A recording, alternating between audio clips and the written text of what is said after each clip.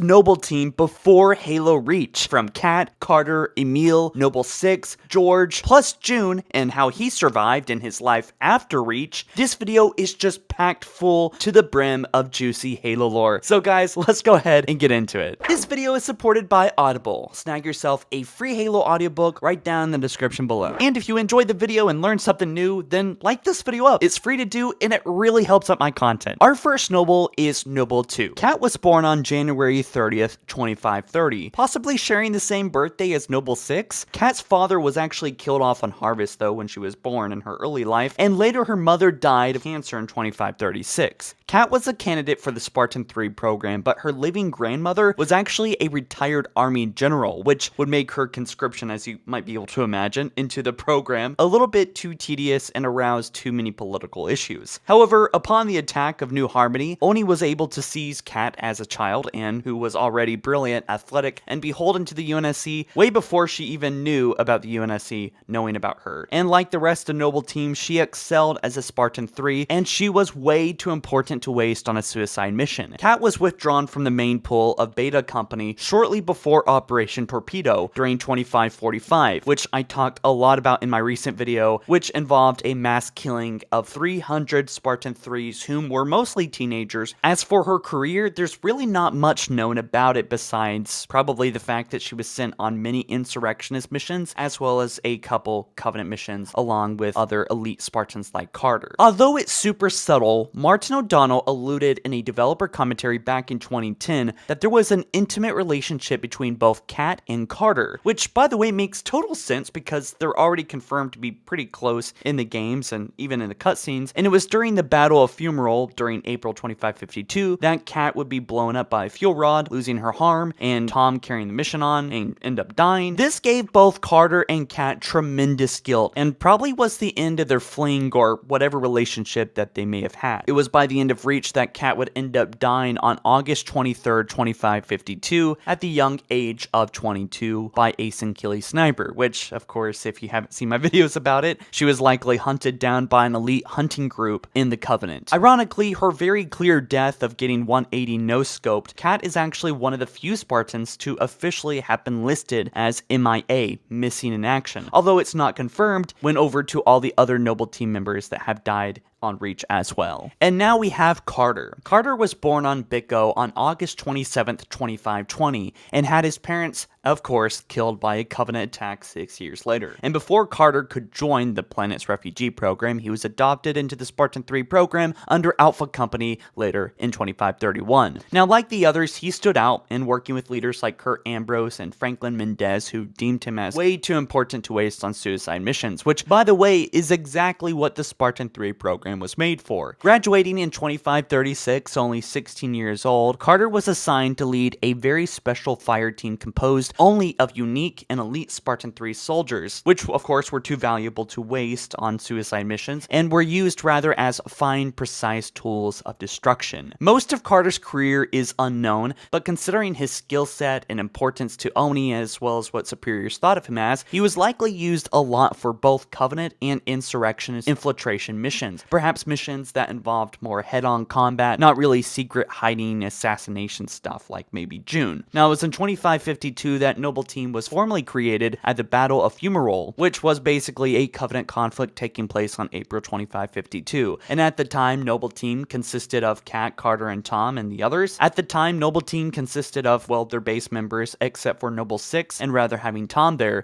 attempting to destroy a CCS-class battlecruiser holding position over the colony's capital city. This battle ended with Kat losing her arm and Tom dying, and as I said before, Carter took responsibility for Tom dying, but dealt with it better than Kat. And as the founder and leader of Noble Team, Carter would meet his end on August 30th, 2552 at the age of 32. Now we have Emil. Emil was born on Arendius 2, the same planet Master Chief was born. Fun fact, actually fun theory, John, Master Chief, and Emil may be related. There's actually like a 99% chance of that being a possibility. possibility, but that's for another video. Unlike other Spartans, Emil's parents were actually killed by insurrectionists, and Emil's older brother would take upon the surrogate role as his parent. But once the Covenant invaded, his brother sacrificed himself so Emil could escape free. Now, being a perfect candidate for the Spartan 3 program, Emil was quick to adapt to harsh military life and training, and excelled in Spartan training after discovering that he could fill his hole in his heart from lost loved ones by killing Covenant. Kind of like most of Noble Team, Emil was so talented, he was removed from the general population of his company and used for more skillful odd jobs that needed precision. And like Noble 6 again, Emil narrowly dodged a mass killing of Spartans, as he was meant to be involved in an operation called Operation Prometheus, which involved Oni's very high-risk mission to disrupt and destroy a Covenant shipyard. Emil was probably the hardest to integrate into a team like Noble Team as well, and we can certainly see that with the conflicts that he often had with George. Now, it's commonly believed amongst Halo fans that Emil is mentally unbalanced, a little bit crazy, which honestly, by the way, is probably true for all Spartans, but Emil is not any crazier than the rest. He's actually a little bit boastful and wants to be the cool guy in Noble Team. He was often actually guilty of overkill, but not because he enjoyed it, rather because he did it to break the enemy's will. He believed that soldiers needed to ditch their humanity in order to save humanity. And the reason why Emil never takes off his helmet like Noble 6 is partly because he had some terrible scars across his face. And not only that, but Emil rather not show emotion to his comrades, or rather his fear of the enemy, and that he too is burning with rage, but also sadness and grief. And the scratches on Emil's visor actually resemble each kill he's had, and its purpose is actually to threaten the Covenant at first sight. During his career, Emil was actually very hard to field against insurrectionists due to the unfavorable reaction in civilian media, because he's always exceeded his power, giving civilian media more than enough evidence that the UNSC was abusive in their power. Plus, Emil himself often treated civilians with suspicion and disregard. Emil was eventually transferred to Noble Team as Noble 4 during the Battle of Fumarole in April 2552, just months before the fall of Reach. And Emil, like most of Noble Team, got wrecked by the end and died at the age of 29. Now we get to Noble 6. What's super unique about Noble 6 is that his birthplace, date of birth, face, and even his full name is a complete mystery, unlike the other nobles. But there's actually some likelihood of him being born on January 30th, 2530, which would be the same birthday as Cat. But we do know that he was likely born somewhere in 2530.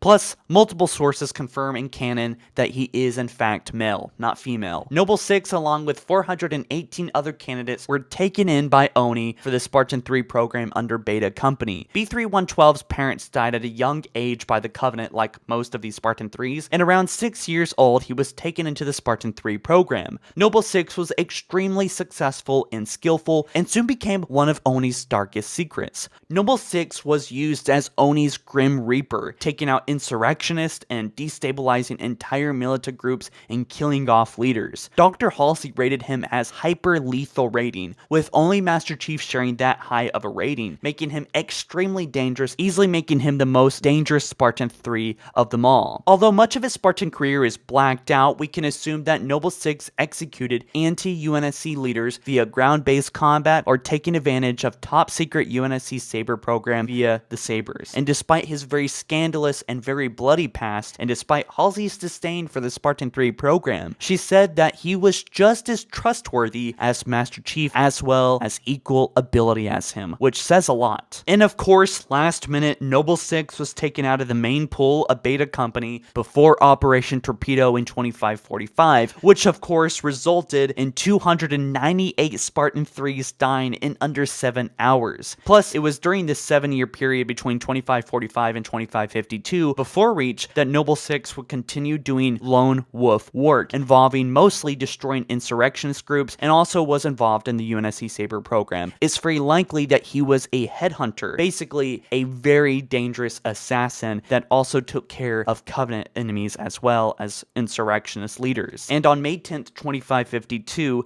he used his Saber skills to destroy an insurgency operation on Memory. About 2 months later, on July 24th, 2552, Noble 6 was reassigned to Noble Team, although there was some resistance from a superior who very much enjoyed abusing Noble 6's capabilities, using him as his own personal Grim Reaper. Noble Six was only about 22 or 23 years old when he died defending Reach. Now George. George was born in a small city named Palahava on Reach, and is the oldest Spartan on Noble Team with the birth date of March 5th, 2511. George, unlike the rest of Noble Team, is actually a Spartan too, as he was adopted and conscripted at 6 years old in 2517, about 7 years before the Covenant even ever appeared. He also trained on Reach by AI Deja and Officer Mendez, and was also amongst Master Chief's training group. We can even see him getting pwned in that animated movie thing. Why George's past is, at large, a big fat mystery like most of Spartan 3's, we do know a few things. We know that he hated separatist movements and had a lot of experience fighting them, especially being a Spartan that had lived days before the Covenant ever invaded. We also know that he led numerous military campaigns, providing teams with his very experienced skill set. Also, considering he was a Spartan too, he very likely interacted with the Chief a couple times, at least as kids. And we can also suspect that he, like John, was intended to be used for Operation Red Flag, which was a mission that would involve kidnapping one of the High Council prophets and would use them for a peace treaty with the Covenant. This next part isn't 100% confirmed, but it seems